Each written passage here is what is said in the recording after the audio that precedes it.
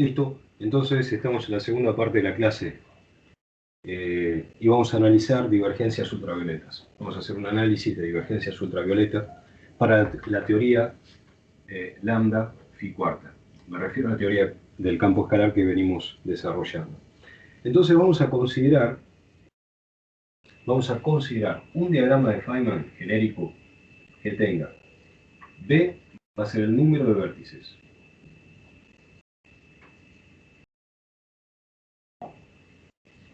E va a ser el número de líneas externas. Y latina va a ser el número de líneas internas.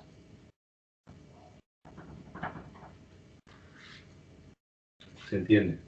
B es el número de vértices, E el número de líneas externas o propagadores externos en nuestro lenguaje, y es el número de líneas internas.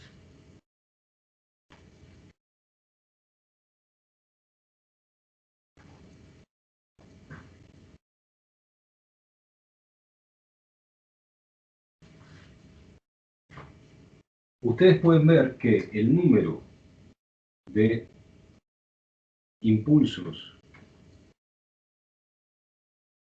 o tetraimpulsos independientes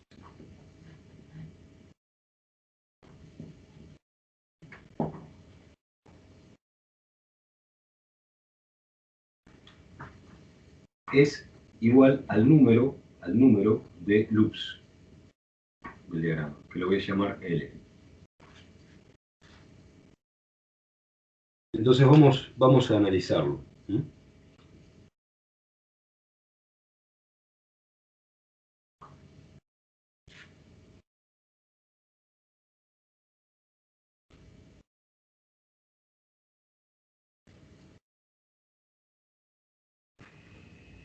Entonces, por ejemplo, vamos a agarrar la función de 4 puntos, vamos a considerar este diagrama, solo este diagrama por el momento.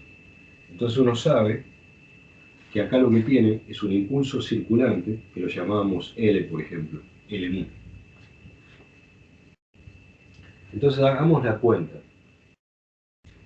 Primero, ¿cuántos loops hay? El número de loops es igual a 1.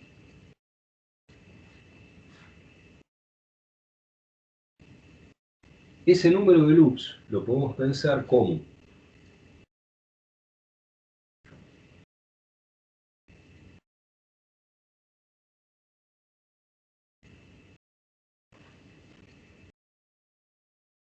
el número de momentos internos, porque fíjense que justamente solamente L, ¿sí? Y otra cosa que podemos ver es que, ¿cuántas líneas internas hay? Hay 2 líneas internas, que son los 2 propagadores, ¿no? Un propagador que viene así y un propagador que viene así. 2 líneas internas.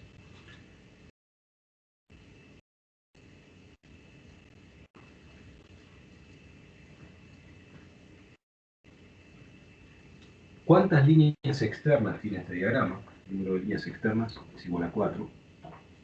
¿Y cuál es el número de vértices? B es igual a 2.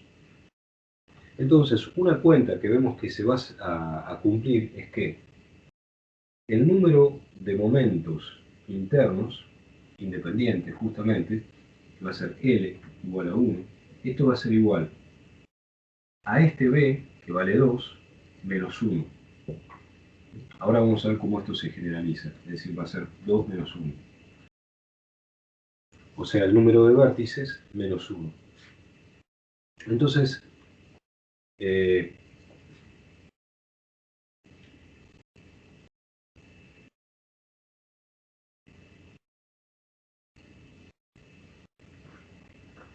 por el momento quiero escribir esto de esta manera. O sea, ahí tengo el número de vértices. Número de vértices menos 1 es el número de momentos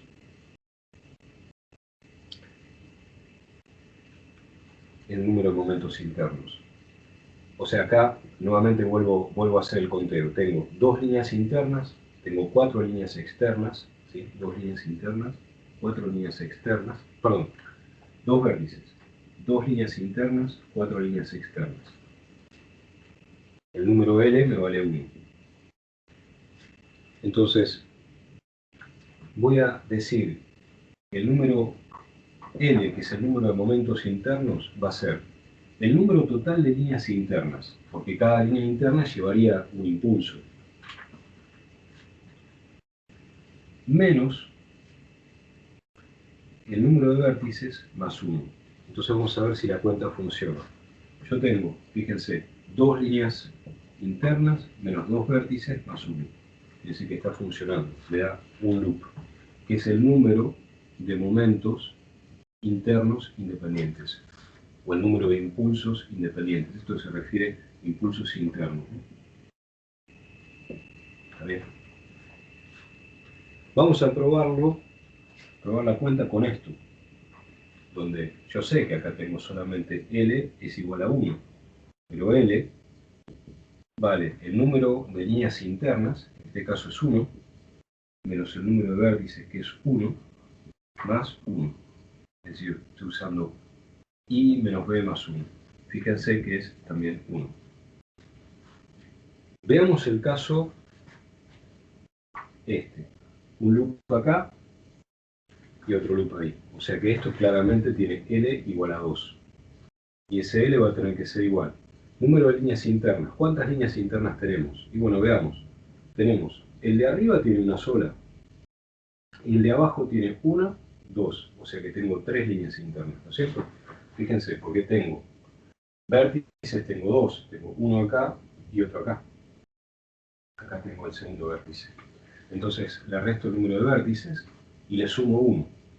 El número de vértices es 2 más 1. Esto nos queda 4 menos 2, 2. 2 loops. O sea que esta fórmula que estamos poniendo acá es una fórmula que se cumple. Que el número de impulsos internos es el número de líneas internas menos el número de vértices más 1. En esta teoría, ¿no? En la teoría de lambda phi cuarta. Muy bien.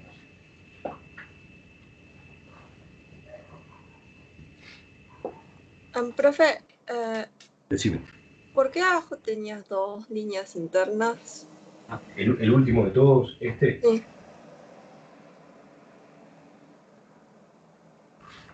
Vértices tengo 1, 2, ¿está bien? Ok.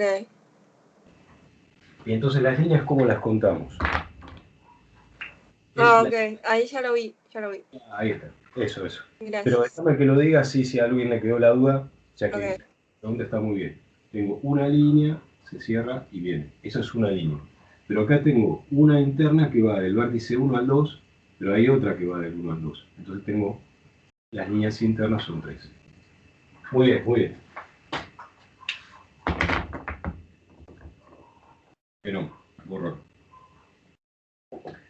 Esto es para lambda phi cuarta, porque tengo una interacción cuártica.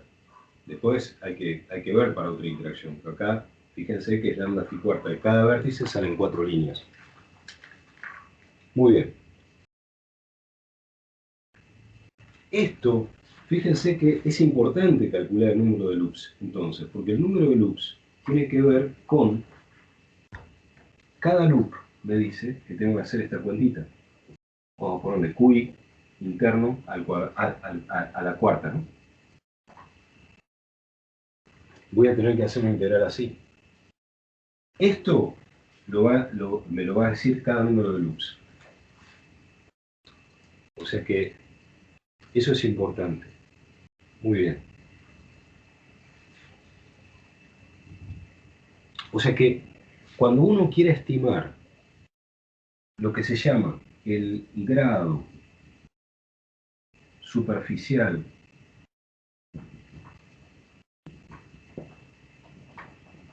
que ahora lo vamos a definir, de divergencia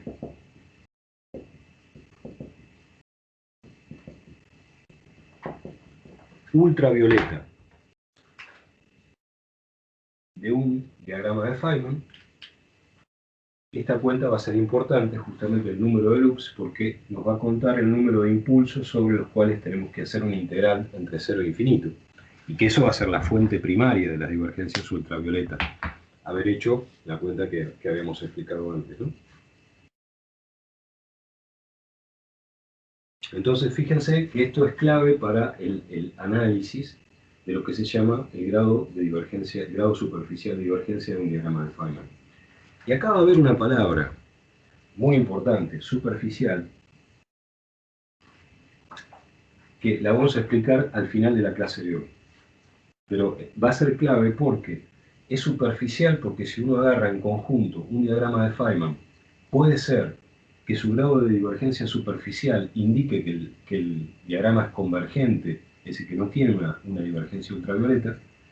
Sin embargo, eso es un artefacto de la contribución de subdiagramas, que cada uno de ellos puede ser divergente, y que si alguno de ellos es divergente, entonces el diagrama en sí, si bien uno le hace esta cuenta es como naif con los dedos, ¿no? Y a uno le da, bueno, el diagrama es convergente, resulta que tiene partes que son divergentes y esas partes no se van a compensar. Eso lo vamos a ver en un rato. Entonces, por eso es que se va a llamar divergencia superficial. De todas maneras, es importante este análisis de divergencias que estamos haciendo.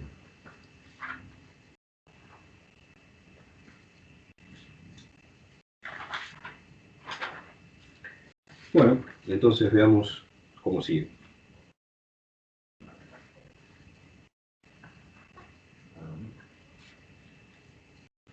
Lo voy a anotar, entonces el L, lo voy a anotar acá para tenerlo guardado.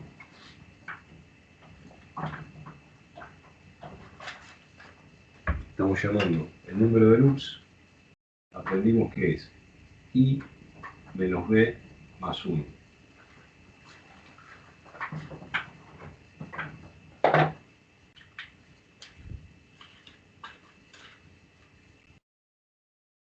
Entonces ahora lo que vamos a hacer es aprender a hacer el cálculo del grado superficial de divergencia de un diagrama de Feynman genérico. Lo que vamos a emplear es la acción, la voy a escribir la acción en la versión euclídea de la teoría de lambda phi cuarta. Entonces, por lo que vimos la semana pasada, esto va a ser un medio de la derivada mu de phi, la derivada mu de phi, más, ¿por qué? Porque es euclídea, un medio m cuadrado phi al cuadrado, y acá viene también más, porque es euclídea, lambda dividido 4 factorial phi a la cuarta. Si ustedes quieren, escríbanla en Minkowski, no pasa nada, yo estoy usando Euclides. Y lo que voy a hacer es un detalle siguiente, que en lugar de integrarlo en 4 dimensiones, voy a usar en d dimensiones la integral. Es decir, voy a pensar que si d chiquito, d chiquito, es igual a 4, retornamos a el espacio euclídeo que estamos llamando R4. Perdón, R cuarta, que es el espacio que llamamos euclídeo de 4 dimensiones. Haciendo la rotación de Wick que aprendimos la semana pasada, ¿se acuerdan? Lo pasamos al Minkowski, es lo mismo. Pero bueno, es simplemente para jugar con la acción euclídea. Si ustedes lo pasan a Minkowski, este d chiquito lo separo como un d grande más 1, donde las d grandes son las componentes espaciales. ¿Sí? Y el 1s refleja la parte temporal. Entonces, empezamos con esta acción euclídea. Esto como punto 1. Siguiente punto. Para el análisis del grado de divergencia superficial de un diagrama de Feynman. Supongamos que el diagrama tenga L, que es el número de loops independientes. Eso lo que quiere decir es entonces, es que va a haber integral d de q, que son los q de cada uno de esos loops, si ustedes quieren lo ponemos d de qi. ¿A qué potencia? Y dijimos que la potencia total es d, entonces voy a ponerlo esto a la d. Bueno, y de estos estoy haciendo ¿cuántas integrales? Y bueno, si tengo L loops independientes, entonces esto lo voy a tener que elevar, esto lo voy a tener que elevar a la potencia L. ¿Me siguieron esta parte? O sea, como por cada loop yo tengo un QI que estoy integrando y tengo acá tengo un Q1, acá tengo un Q2, acá tengo un... O sea, esto lo que me está diciendo es, supóngase que el diagrama fuera así, por ejemplo, por decir algo, esta venga acá, qué sé yo. Por decir algo, ¿no? O sea, estoy dibujando un diagrama de Feynman arbitrario.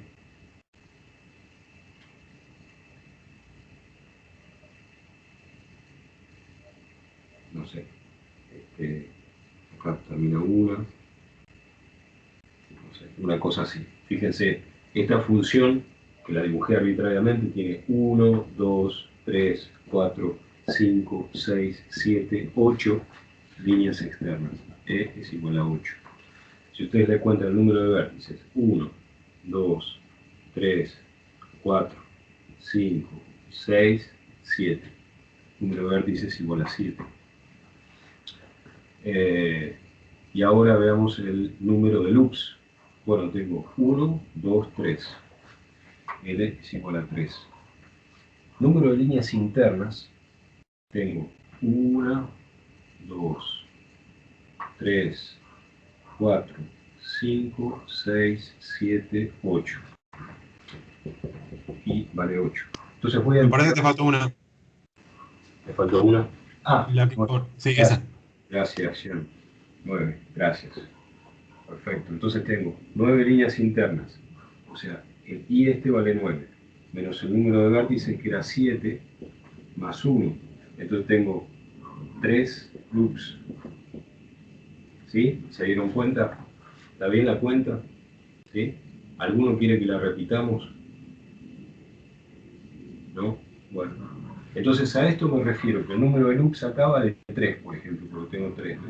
Entonces, de ahí sale este factor. Ahora borro, porque este era un ejemplo hecho a mano.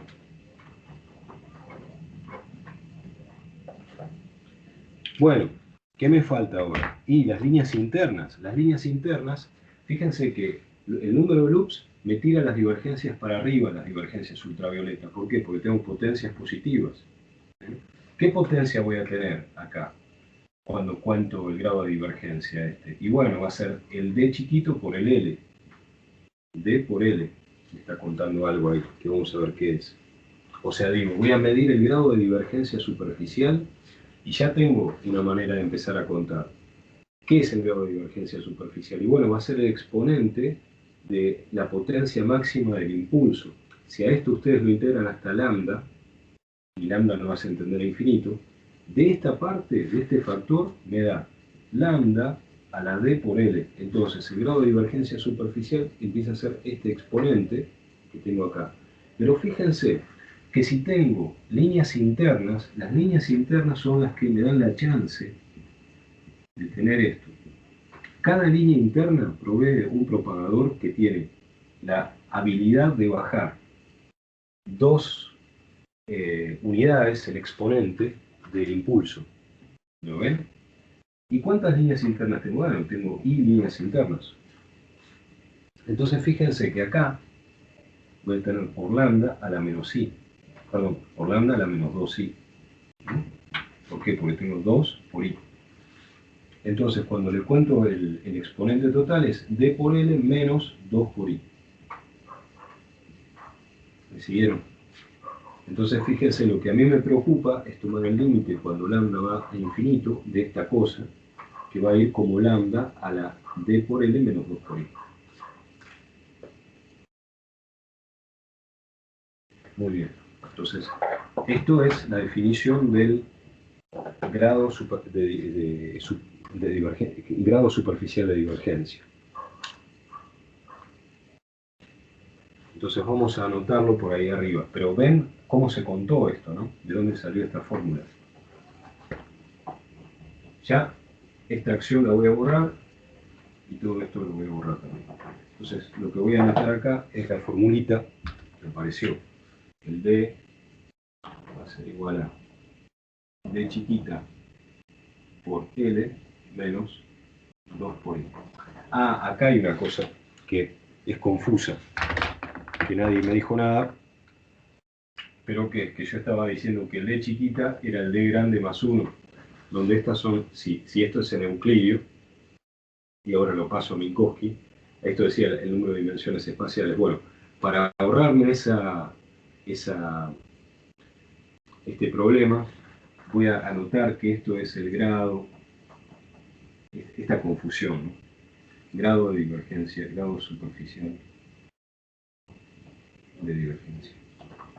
No confundir, no es este, no es este. Olvídense de esto que yo había dicho, para no confundirnos la letra D grande. Muy bien. Entonces ahora vamos a dar un paso más que lambda phi cuarta.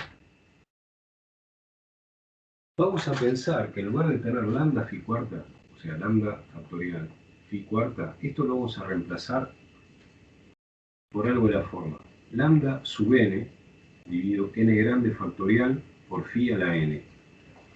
¿Qué ganamos con esto? Y bueno, de un golpe podemos estudiar todas las teorías que son teorías donde la interacción es polinómica de cualquier grado en el campo escalar.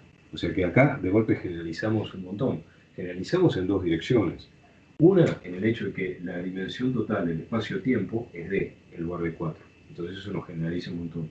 Y otra, en que la potencia de la interacción es n. Entonces, esto es una gran generalización, porque esto recorre infinitas teorías. ¿Por qué?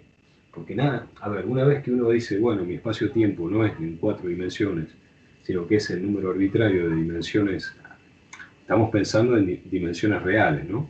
Este es un número natural, este es un número que tiene que ser un entero, ¿sí? Este de acá, es chiquito. O sea, lo que digo es esto, voy a hacer d de q a la d, y ese es un entero.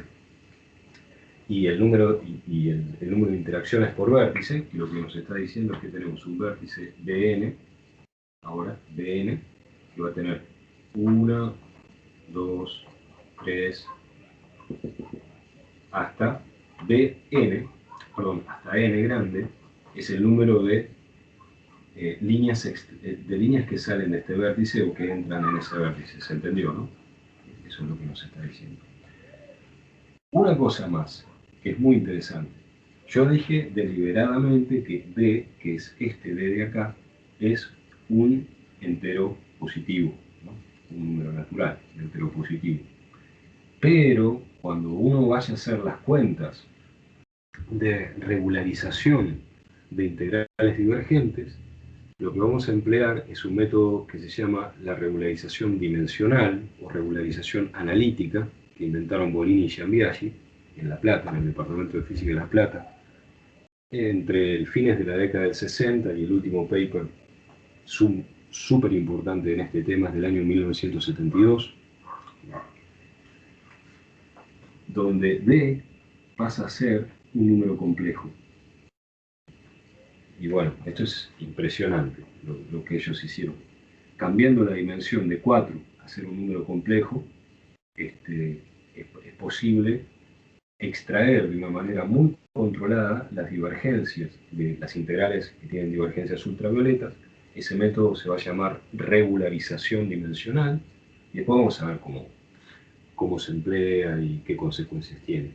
Es súper importante porque para teorías de gauge, teorías que tienen simetría de gauge, el método permite preservar la invarianza de gauge a través de los cálculos de regularización de integrales divergentes, que otros métodos no lo permiten, porque otros métodos introducen reguladores que tienen unidades de masa o de longitud y que naturalmente, al introducir una unidad de masa o de longitud, que es la inversa de la masa en unidades naturales, ¿no?, lo que hacen es romper en forma explícita la invarianza de gauge. Entonces, cuando uno está haciendo un cálculo de una integral divergente, si usa un método en el cual introduce un regulador que tenga una escala de masa, rompe durante el cálculo la invarianza de gauge y al final de la cuenta tiene que hacer que esa masa vaya a cero de tal manera de recuperar al final de la cuenta una cantidad que vaya a ser invariante de gauge, ¿sí? Sin embargo, el método de Bolini y Giambiaghi de regularización dimensional permite que en cada paso del cálculo uno preserva la invarianza de gauge y eso da un un entendimiento realmente profundo del rol de la simetría de Gauge en los problemas de física de altas energías. Bueno, Bolin y Giambiaggi desarrollaron ese método para el caso de electrodinámica cuántica en el año 72, y ese mismo año Tufte y Beltman lo desarrollaron para teorías de Gauge no abelianas. Esa es la diferencia. Y lo aplicaron, digamos, en el caso de teorías de Gauge no abelianas, y sobre el año 2000, Tufte y Beltman ganaron el premio Nobel, ¿no? O sea, no por la regularización dimensional, sino por, bueno, básicamente haber encontrado el rol, el efecto físico que tenía en teorías de Gauge no abelianas particularmente. Bueno, después veremos más adelante. Pero digo, hay una física que es y fue realmente importantísima. La física del modelo estándar, de QCD e incluso de electrodinámica cuántica desde el punto de vista conceptual, se puede dividir prácticamente antes y después de la regularización dimensional. O sea que el año 1972 más o menos, que fue cuando esto se pone en marcha, cuando se encuentra esta manera de calcular, que suena totalmente raro, ¿no es cierto?, cambiar la dimensión del espacio-tiempo. Después vamos a ver cuál es la motivación de eso. Para regular una integral divergente y obtener un resultado finito, tiene una consecuencia práctica sobre lo que es el modelo estándar de interacciones fundamentales, que es muy, muy importante. No es un método que permite simplemente extraer divergencias de algo que... extraer una parte finita de algo que es divergente, sino que tiene un profundo significado físico en lo que tiene que ver con el entendimiento de la simetría de Gauge en la naturaleza. De Gauge abeliano, en el caso de electrodinámica cuántica, como vamos a ver de acá a 2 clases, y en el caso no abeliano, como ustedes irán a ver si hacen el curso 2. Bueno, pero más allá de esto, hasta acá era una nota de color, lo que vamos a hacer es entonces el análisis de, en lugar de lambda phi cuarta, momentáneamente a lambda n phi n. Entonces ya podemos empezar a hacer esto. Entonces lo primero que tenemos es que si al vértice le llegan n líneas, por cada vértice va a haber n líneas, ¿no? Quiere decir que el número total de líneas va a ser el número total de vértices por n. Esto es el número total de líneas. Ahora, de las líneas que le llegan a cada vértice, algunas pueden ser líneas externas. Pero además puede haber otras que sean líneas internas. Lo que pasa es que cuando uno usa líneas internas, cada línea interna va a parar a 2 vértices. Entonces, cada línea interna la multiplico por 2. ¿Se ve, no, la cuenta? Vamos a hacerlo con esto. Le voy a acomodar un vértice más acá, otro vértice Bn acá, y entonces, digamos, supongamos que esta línea la mando acá y que esta línea también la mando acá, por ejemplo. Y que acá me quedan, ¿cuántas? Estas remanentes va a ser número n menos 2, ¿no es cierto? Entonces hagamos la cuentita esta. Bueno, tenemos número de vértices es 2. 2 vértices. 2 vértices. 2 vértices. Multiplicado por n líneas cada vértice. 2 por n. Número de líneas externas contadas hasta acá. Y bueno, el de arriba nos quedan que el número de líneas externas va a ser igual a n menos 2 y el de abajo lo mismo. Entonces en total tengo 2 por n menos 2. Y después las líneas internas van a ser 1 y 2. Entonces voy a tener más 2 por 2. Entonces hagamos la cuenta. Nos queda 2 por n menos 4 más 4. ¿Se ve, no? Los 2 4 se cancelan. Entonces, miren lo que aprendimos para esta teoría genérica. Que es una tontería, ¿no es cierto? Es algo muy simple, es una cuenta muy elemental. Pero entonces vamos a volcar esto al cálculo del grado de divergencia superficial de un diagrama de Feynman. Entonces lo primero es volver a copiar la fórmula. D es igual a D chiquita por L menos 2 por I.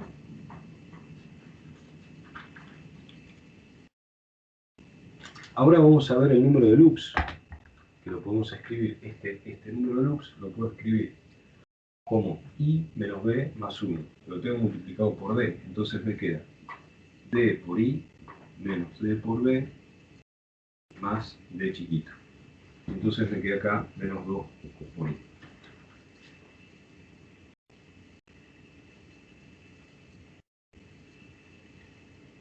Pero a la vez, este 2 por I, fíjense, este 2 por I lo voy a sustituir acá con signo menos, me va a quedar N por B, N por Bn, y eleva con signo cambiado, ¿no? Más E. Entonces, donde tengo el I, acá también voy a hacer el mismo tipo de reemplazo. Esto lo voy a correr un poquito, va a quedar menos D por B, y donde tengo este I, fíjense que va a ser, este I lo puedo reemplazar como paréntesis, NBN menos C dividido 2, usando esta fórmula.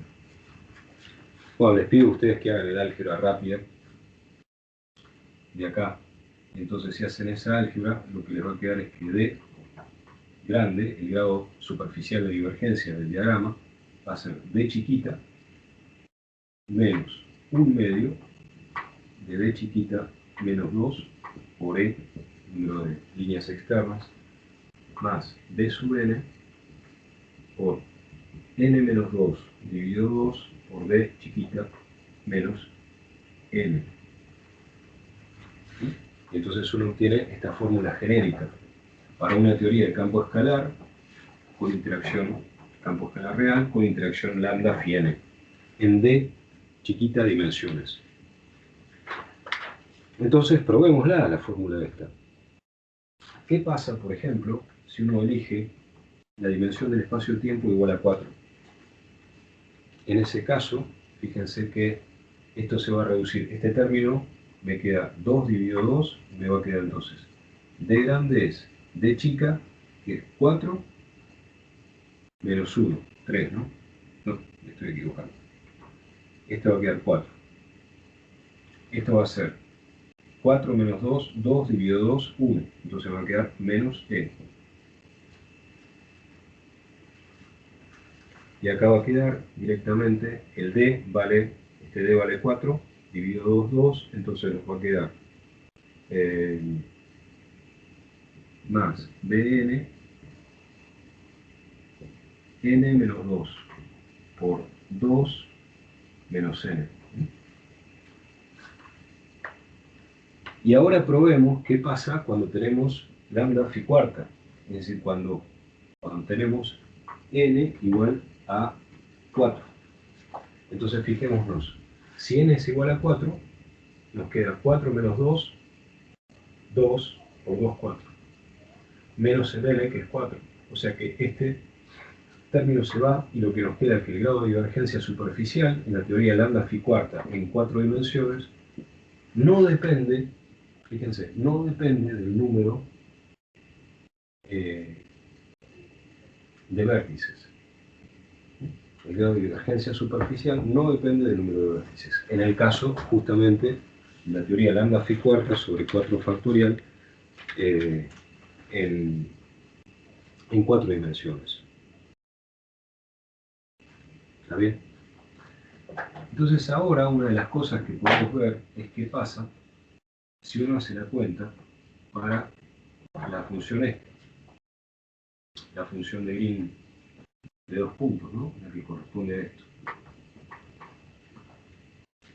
Bueno, si no depende del número de vértices, eso quiere decir que depende solamente del número de patas externas.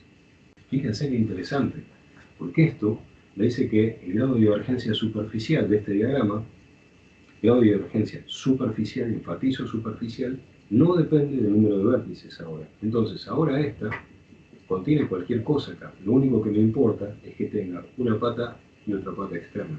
O sea, tenga E. Esto es en el espacio transformado de Fourier. Entonces entra P y sale P acá. Entonces calculemos el grado de divergencia superficial, que va a ser 4 menos el número de patas externas, que es 2. Así que esto me da que este diagrama tiene grado de divergencia superficial igual a 2. Y es divergente. ¿Qué pasa con esta otra? Fíjense.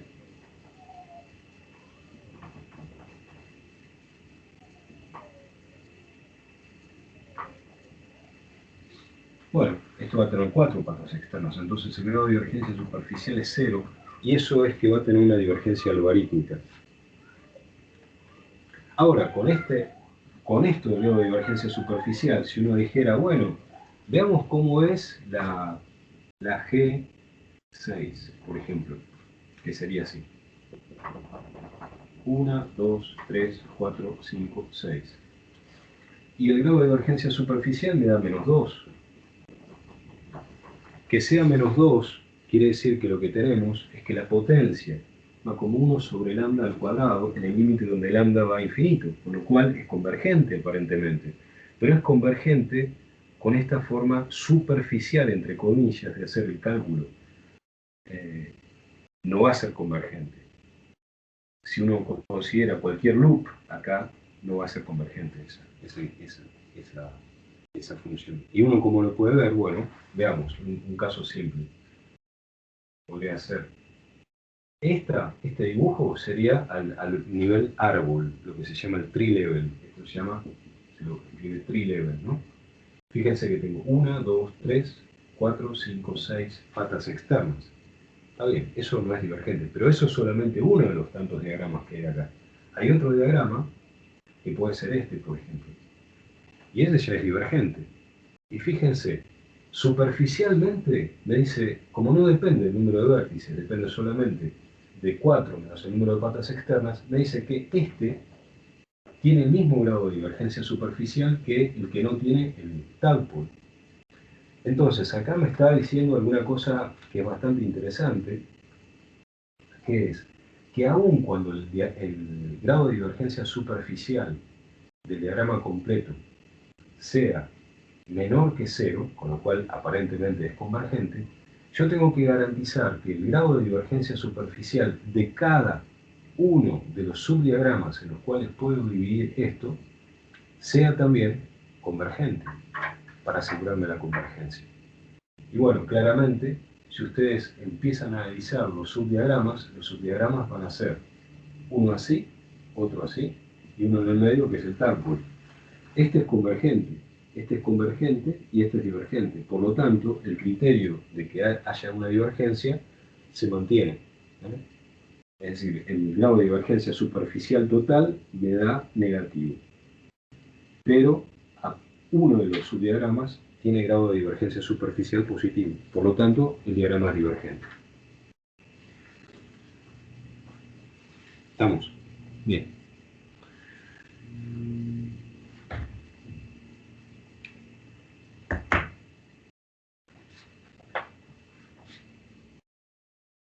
Entonces, bueno, acá de alguna manera es un poco,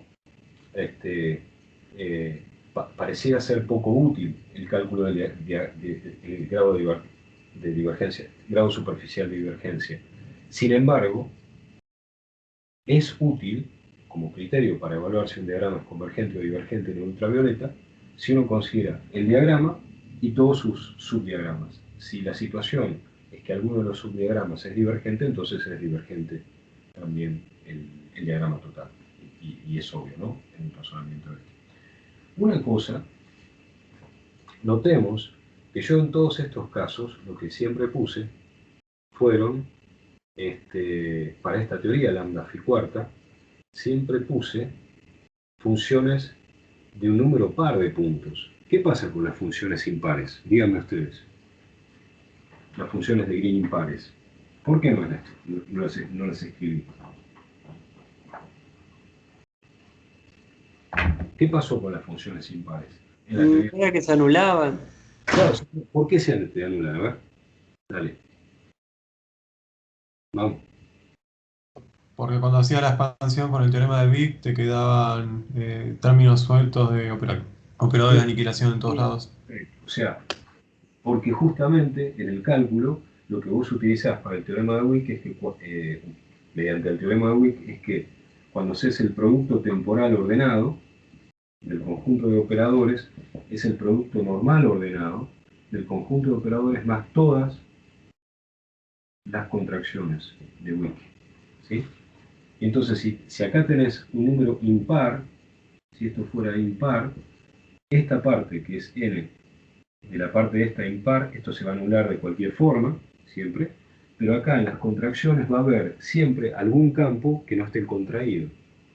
Y entonces el operador de aniquilación a la derecha aniquila el vacío y a la izquierda el de creación que aniquila el vacío también. Justamente por eso. Ahora, la historia cambiaría radicalmente si en lugar de considerar lambda phi cuarta sobre 4 factorial, ustedes consideran lambda phi cubo sobre 3 factorial. ¿Y por qué? Porque fíjense, si ustedes toman acá, en general, o sea, esto no se me va a anular, ¿no? Es una función de 3 puntos. O sea, a nivel árbol yo puedo tener una función de 3 puntos. Pero ¿qué pasa? Uno diría, sí, puede tener la función de 3 puntos, pero un momento. ¿Cómo es que puedo tener la función de 3 puntos? A ver. Función de 3 puntos acá la puedo tener pensando en lo siguiente. Voy a tener, cuando haga esto, esta función me sale de la siguiente situación, me sale de hacer. Tengo el campo, vamos a ponerlo, phi1, phi2, phi3, phi1, phi2, phi3. Pero acá tengo un vértice de interacción. Es decir, que en la exponenciación de la lagrangiana de interacción aparece algo de la forma 1 más algo de la forma lambda phi cubo, la integral de z, que es el punto intermedio de la cuarta, ¿sí? Y acá me aparece phi cubo, bueno, y acá otra cosa. Entonces ahora fíjense, si ustedes hacen la distributiva de estos tres campos, ¿no es cierto?, con el 1, y ahí le toman el valor de expectación de vacío, phi1, phi2, phi3, producto temporal ordenado, ¿no? 0, 0. ¿Cuánto da esto? ¿Cuánto da esto? 0, ¿no? ¿Sí? O sea, si tomo solamente esta parte, me da 0, porque acá el número de contracciones es siempre contracciones de A2. Me queda un campo colgado sin contraer. O sea, este 1 me da 0. ¿Cuál es el origen de que no me dé 0 la función de 3 puntos? Bueno, que tengo que tener esta interacción. ¿Se ve? ¿Se ve? O sea, ¿cómo? Bueno, ¿sí? Se lo ve, ¿no? Porque este es el responsable de hacer phi1, phi2, phi3 con este phi lo voy a repartir en phi, y entonces me va a quedar el 3 con el primero, el 2 con el segundo, el 1 con el tercero. Este es uno de los tantos diagramas que voy a tener, que tengo 3 factorial diagramas de esto. Por eso va acá el 3 factorial, ¿no? Entonces fíjense que acá tengo 3 propagadores de Feynman y están controlados adelante por un lambda. Se ve eso, ¿no? Eso es importantísimo entenderlo. Es decir, cuando vos cambias el tipo de interacción, es el teorema de Wick el que te dice cuáles son los que sobreviven y cuáles no a tomar el valor de expectación de vacío de la teoría libre. Y eso te lo dice porque vos tuviste que, para pasar del vacío libre al vacío de la teoría de interacción omega, tuviste que hacer la exponenciación de este término. Esto acá lo puse, suponete, genéricamente, pero si querés le pongo el I dividido H par pi, ¿no? Se entiende, ¿no? Es crucial este punto. Entonces, por eso la función, la teoría lambda phi cubo me da función de 3 puntos, pero la función de 4 puntos no. La función de 4 puntos en esa teoría me va a dar 0 porque no voy a tener ninguna contracción posible. O sea, porque me va a decir, si pongo cuatro campitos acá, lo que me va a dar en la lambda phi cubo, ¿no? Lo que me va a decir es, bueno, mira, hace esto, y acá tenés la contracción de, a ver, ¿cómo decirlo?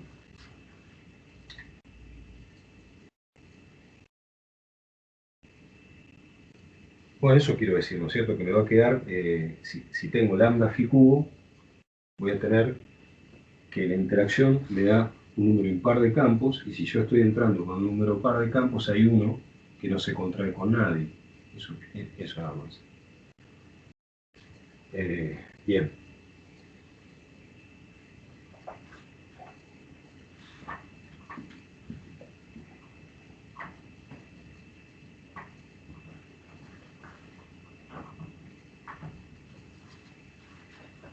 Bueno, ¿alguna pregunta de esto último?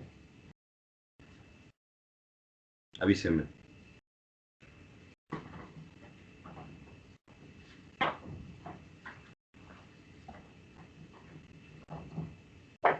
Voy a dar una definición que es definición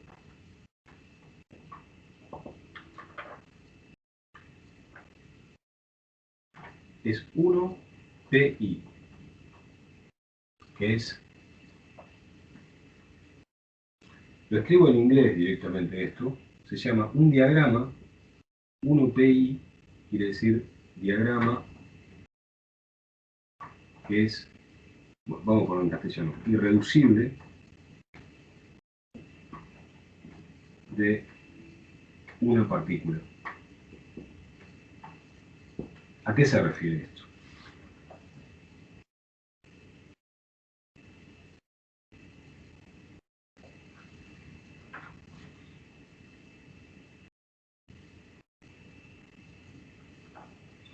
Se dice que un diagrama es irreducible de una partícula cuando, al cortar una línea, la línea significa que está la propagación de una partícula, ¿no? Por eso se lo llama. Entonces, se dice que es irreducible de una partícula si al cortar cualquier línea interna no se divide en dos. Entonces, por ejemplo, vamos a tomar la teoría, ya que dijimos lambda phi cubo, la interacción cúbica. Entonces voy a escribir un diagrama que sea así. Entonces, fíjense, este es un diagrama irreducible de una partícula, porque si yo corto por acá, me queda así.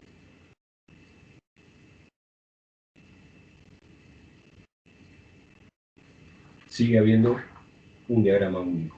Si cortan la de abajo, les queda así. Si cortan cualquiera del medio, les sigue quedando un diagrama único. Entonces, este diagrama se llama diagrama irreducible de una partícula. Pero ahora miren la sutileza.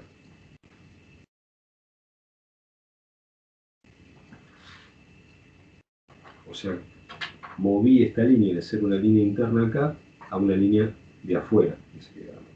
Y si ustedes cortan acá, tienen dos diagramas separados. Entonces, este diagrama no es one particle irreducible. Y este sí, el de arriba sí. Este es. Bien, es una definición.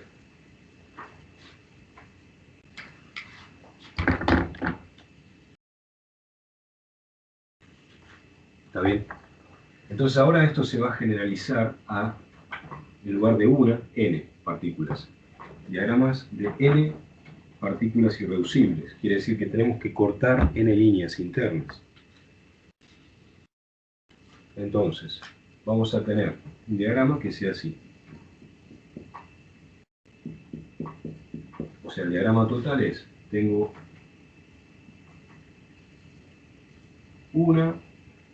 algún número intermedio de líneas,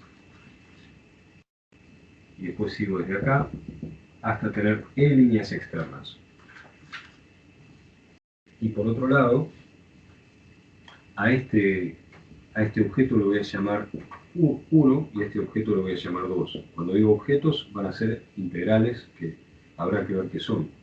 Y acá las líneas internas vamos a considerar que haya n líneas internas. O sea, lo que tenemos es una cosa así. Todas líneas internas hay n. Entonces ahora vamos a tener un diagrama que vaya a ser n particle irreducible. Lo que quiere decir es que tenemos que cortar n líneas para poder separarlos. Si ustedes cortan n líneas, n veces en la vertical, lo que hacen es separar un diagrama del otro diagrama. Esto es interesante porque permite decir lo siguiente. Supongamos que el diagrama que está a la derecha tiene un grado de divergencia superficial calculable, que es D1. Y el que está a la izquierda, que es este, un grado de divergencia superficial de 2. ¿Cuál va a ser el grado de divergencia superficial total de todo el diagrama? Va a ser el D1 más el D2 más el número de loops. Fíjense que lo que tenemos que hacer es el número de loops multiplicado por 4, en 4 dimensiones, ¿no? ¿Sí? Porque acuérdense que el grado de divergencia era 4 por el número de loops menos el número, 2 veces el número de líneas internas. ¿Sí? Es esto que tenemos acá. Entonces, el número de loops, ¿cuánto va a ser? Y bueno, si tengo n líneas horizontales, el número de loops va a ser n menos 1. Entonces acá vamos a tener más 4 veces por n chiquita menos 1, menos 2 veces el número de líneas internas, menos 2 veces el número de líneas internas. Pero ¿cuántas líneas internas hay? Hay n. ¿Sí?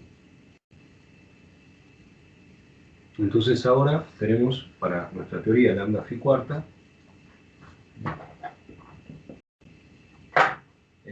podemos hacer este tipo de ejercicio. Por ejemplo, supónganse que uno tiene un diagrama que sea, esta es una línea, y hago así, y hago así otra vez. Entonces vamos a contar, tenemos 1, 2, 3, 4, 5, 6. Es el número de externas, de líneas externas.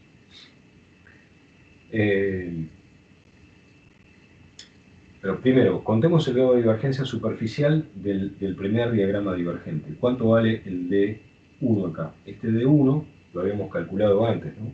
Vale 0. ¿Sí? Acuérdense que va a ser 4 por 1 menos 2 por el número de líneas internas. Entonces tengo, o sea, si ustedes tienen esto, ¿no? Lo que habíamos calculado era, ¿cuánto vale? 4 por un loop menos 2 por el número de líneas internas, que es 2. O sea que el grado de divergencia superficial es 0. Este vale 0. Este otro es igual, así que el de 2 vale 0 también. Y entonces, ¿ahora qué nos queda? Estos dos valen 0. 0 más 0 más. Y bueno, nos va a quedar 4 por una línea, menos 1, o sea que esto también nos da 0, menos 2 por 1. O sea que el grado de divergencia total es menos 2. Entonces uno diría, es convergente, pero nuevamente, fíjense que este y este son divergentes ellos, son divergentes logarítmicamente, en el límite de lambda tendiendo a infinito. Entonces este es un ejemplo más a tener en cuenta ahí. Muy bien.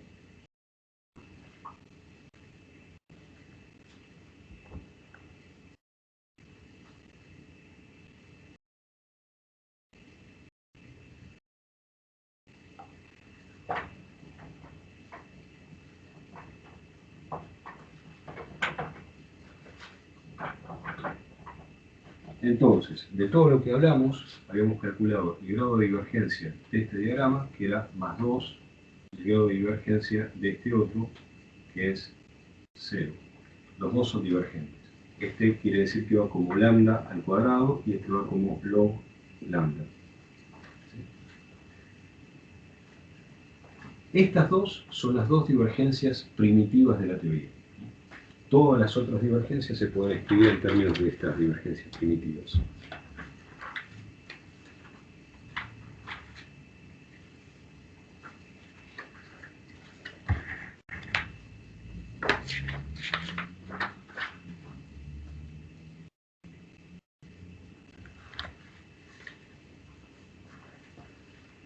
Bueno, ya medio que se hizo la hora, entonces lo que vamos a hacer es dejar hoy acá y la semana que viene, el viernes, que creo que es el viernes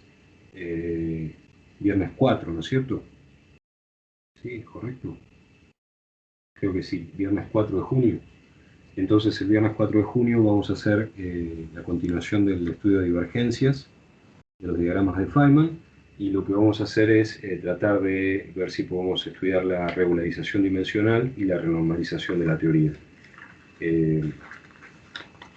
Quizás necesitemos extender un poquito más de las 6 de la tarde la semana que viene. Si pueden, bárbaro, y si no, yo continúo grabando.